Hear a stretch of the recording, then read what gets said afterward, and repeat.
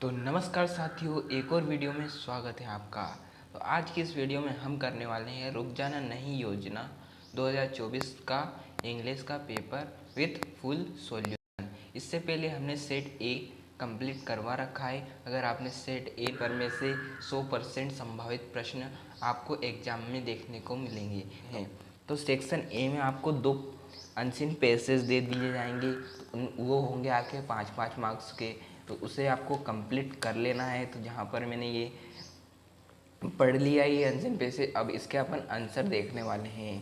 तो इसका पहले का आंसर आ जाएगा आपका द वर्ड मेडिटेशंस इज। तो द वर्ड जो शब्द है मेडिटेशन क्या है, एक वर्ब है या विशेषण या प्रोनाउन या ए नाउन। तो यहाँ पर अपना राइट ऑप्शन आ जाएगा ए वर्ब। ठीक है, ए वर्ब आपका सही ऑप्शन है। इसके बाद अपन आगे बढ़ते हैं। दूसरा प्रश्न है अपना, सेकेंड क्वेश्चन है which word in this passage means an ability to keep something in mind.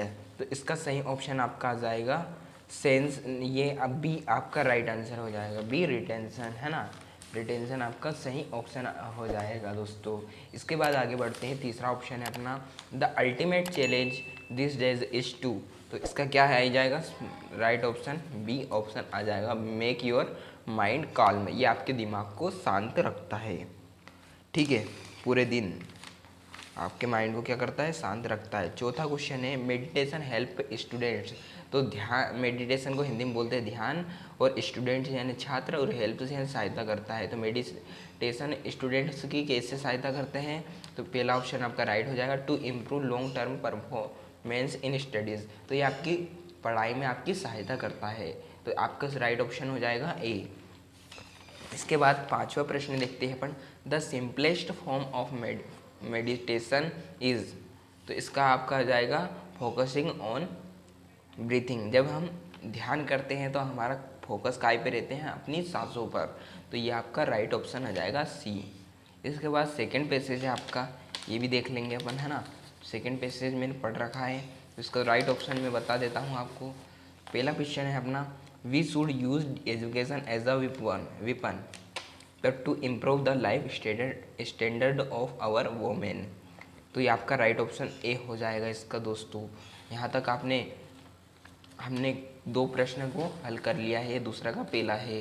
इसके बाद आगे बढ़ेंगे अपन। दूसरा क्वेश्चन अपना क्या है, which word in this passage means demand of money और अदर थिंग्स बिफोर और ड्यूरिंग द मैरिज है ना। तो इसका आपका राइट ऑप्शन हो जाएगा ए मल न्यूट्रिशंस। आपका राइट ऑप्शन क्या हो जाएगा, ए हो जाएगा। दोस्तों यहाँ तक आपको समझ में आ रहा है तो वीडियो को लाइक और चैनल को सब्सक्राइब करें। और ये जो पेपर आपको बताया जा रहा है 100% इसमें संभावित प्रश्न आपको परीक्षा में देखने को मिलेंगे। तो आपको क्या करना है, चैनल को सब्सक्राइब कर लेना है और एक कमेंट कर देना है प्यारा सा। ठीक है, इसके बाद आगे बढ़ते हैं हम। तीसरा ऑप्शन है अपना वोमेन एजुकेशन, मतलब महिलाओं को की शिक्षा क्या करती है, helps nation become fully developed. क्या ये राष्ट्र को के निर्माण के लिए, राष्ट्र के विकास के लिए सहायता बनती है। इसके बाद सेकेंड अपना है brings down the ratio of in equality, जो असमानता के अनुपात को नीचे करती है ना। ये helps are the society in the upliftment of our people. तो आपका जो डी है ऑल ऑफ दिस। तो आपका तीनों ऑप्शन बिल्कुल राइट है इसके। तो आपको डी पर करेक्ट करके आना है ना, डी का करेक्ट करके आना है। इसके बाद आगे बढ़ेंगे अपन। चौथा है the above passage is mainly about. जो ऊपर का पैसेज है इसका क्या मतलब है बताने का। तो इसमें बताया गया है इस पैसेज का मेन टॉपिक क्या है, ये वोमेन एजुकेशन, मतलब महिलाओं की शिक्षा के बारे में इसमें बताया गया है। तो इसके बाद पांचवा देखेंगे अपन है ना। तो according to the old African proverb if you educated a man. अगर अफ्रीकन प्रोवर्ब के अनुसार अगर आप एक आदमी को एजुकेट करते हो तो क्या होता है, वो एजुकेट एन इंडिविजुअल। तो आपका ये सही राइट ऑप्शन डी हो जाएगा है ना। तो यहाँ तक अपने पैसेज कंप्लीट हो जाएंगे।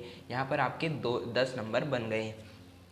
अब चलते हैं अपन सेक्शन बी की तरफ, जिसमें होता है राइटिंग पोर्शन। इसके बाद तीसरा क्या कहता है अपना, राइट एन ऐसे in about 150 words on any one of the following topics. तो इनमें से आपसे इन पांचों टॉपिक में से आपको किसी एक पर निबंध लिखना है। आप इम्पोर्टेंस ऑफ ट्रीज पर लिख सकते हैं, सेव वाटर पर लिख सकते हैं, माई हॉबी पर लिख सकते हैं, गेम्स पे लिख सकते हैं, the game I like most पर भी लिख सकते हैं, साइंस इन डेली लाइफ, इसमें आप वंडर ऑफ साइंस का भी लिख सकते हैं दोस्तों। ठीक है, अपना हो जाता है सेक्शन बी का तीसरा क्वेश्चन कंप्लीट। आगे बढ़ते हैं। इसका अथवा है write a paragraph in about 150 words on importance of games and sports. तो आपको गेम्स एंड स्पोर्ट्स के महत्व के लिए क्या 150 शब्दों में निबंध लिखना है। तो यहाँ तक अपना तीसरा क्वेश्चन कंप्लीट हो जाता है। इसी का सेक्शन बी का चौथा क्वेश्चन है अपना, look at the visual input given below and produce a small paragraph in about 75 words. आपको इन टॉपिक्स को लेना है। जैसे मैंने लिए गेट अप डे अर्ली, तो इसके आगे आपको क्या लगा देना है, वी और सूट, और बाकी का ऐसे यहाँ पर लिख देना है। इसी प्रकार इसमें भी ऐसे ही करना है आपको। इसमें आपको कितने 3 नंबर ऐसे ही मिल जाएंगे, बस क्या लगाना है आपको, वी और आगे सूट लगा देना है दोस्तों, है ना। तो यहाँ तक अपना चौथा प्रश्न भी हो गया। अब पांचवें की तरफ चलते हैं। इसमें क्या दिया गया है, read the passage carefully and answer the question given below. तो इसमें अपने को नोट मेकिंग करनी रहती है। अगर आपको नोट मेकिंग नहीं करना आती है तो डिस्क्रिप्शन में लिंक दे दूंगा, जाकर अवश्य देखिए। उसमें मैंने बहुत ही आसान तरीके से आपको समझाया है। ठीक है, तो यहाँ पर अपना पांचवा प्रश्न भी हो गया। चलते हैं अपन छठे प्रश्न पर। छठा प्रश्न क्या कहता है, यू आर जे या Jaya student of class 10th। तो आपका नाम यहाँ पर जे और जया है, और आप किस कक्षा के छात्र हो, कक्षा 10 के आप छात्र हो। In the government model high secondary school Ujjain. तो आप government model high secondary school Ujjain में पढ़ रहे हो। And write an application to your principal requesting him her grant you 3 days leave on account of elder brother C. मेरी आपके अपने बड़े भैया की शादी के लिए आपके प्रिंसिपल को एक एप्लीकेशन लिखना है, और उसमें 3 दिन की छुट्टी होनी चाहिए। तो आपको क्या करना है, इसमें एप्लीकेशन लिख देना है दोस्तों। ठीक है, इसी का अथवा है write a letter to your friend, जिसका नाम क्या है, Sonu, congratulating him on his brilliant success in the high school examination, mentions yourself as Vaidik residing eight 723 संस्कृति पार्क महू। तो आपको क्या करना है, अपने दोस्त सोनू को क्या लिखना है, उसके एग्ज़ाम में अच्छे नंबर आए तो उसके लिए आपको एक लेटर बनाकर लिख देना है दोस्तों। तो यहाँ पर आपके क्या 4 नंबर कंप्लीट हो जाएंगे। इसके बाद चलते हैं हम सेक्शन सी, जो कि ग्रामर का है ना। तो आपको क्या करना है, ग्रामर को अच्छी तरीके से देख के जाना है। जैसे 7 का क्वेश्चन फर्स्ट है, Sita is than any other girls. तो इसमें आपका आ जाएगा इंटेलिजेंट आपको इसमें लगा लेना है। इसके बाद सेकंड ऑप्शन है आपका आई दिस बुक यस्टरडे। तो इसमें आपका क्या होगा, रीड हो जाएगा। इसका सही राइट ऑप्शन रीड लगा लीजिएगा। इसके बाद आपका तीसरे में क्या आ जाएगा, तीसरे में आपका आ जाएगा अनलेस दोस्तों। अनलेस आपको बिना किसी सोचे समझे लगा लेना है। इसके बाद चौथा प्रश्न है, your father is seriously ill you must go home. आपके पिताजी अत्यंत बीमार है, इसलिए आपको घर पर जाना है। इसका ये मतलब बनता है दोस्तों। तो आपको इसमें मस्ट लगा लेना है। ओके, इसके बाद अपन पाँचवें में बढ़ेंगे आगे।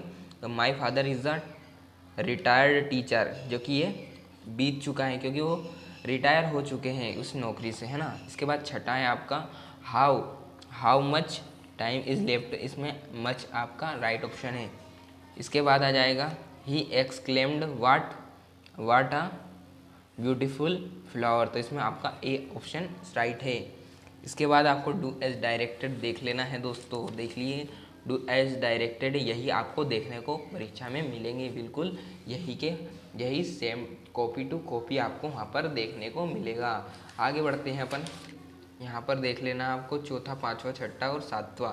तो यहाँ पर आपको इतना कर लेना है। इसके बाद सेक्शन डी में आपको टेक्स्ट बुक से क्वेश्चन आंसर देखने को मिलेंगे। तो आपको इसको भी याद कर लेना है। अभी एक दिन का आपके पास टाइम है, इतने में आप बहुत कुछ कर सकते हो पास होने के लिए, है ना। तो इसके बाद आपका आ जाएगा 10वां में भी आपको क्या करना है, ये प्रश्न आपको याद कर लेना है। इसके बाद 11वें में आपको क्या करना है, इसमें भी आपको क्वेश्चन आंसर ही दे रखे हैं।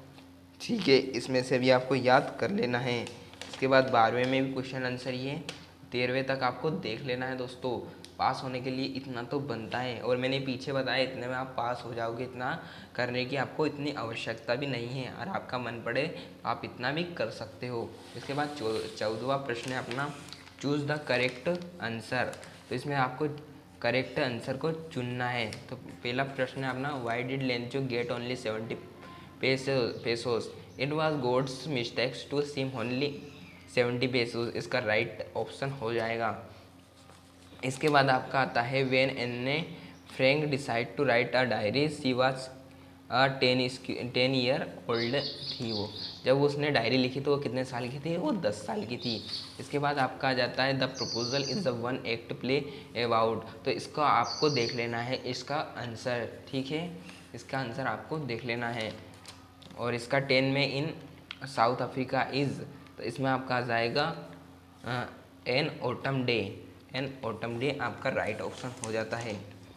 इसके बाद आपका 15वां प्रश्न है, इसके को भी आपको देख लेना है। 15 में आपको इस पेसेज को पढ़ना है और इसका आंसर देख लेना है ना। अब आगे बढ़ते हैं अपन 15वें के बाद। 15वें का बी का भी आपको राइट ऑप्शन इसमें से आपको ढूंढना है और इसमें से आपको टिक लगा लेना है दोस्तों। यहाँ तक आपको स्क्रीनशॉट ले लेना है ना।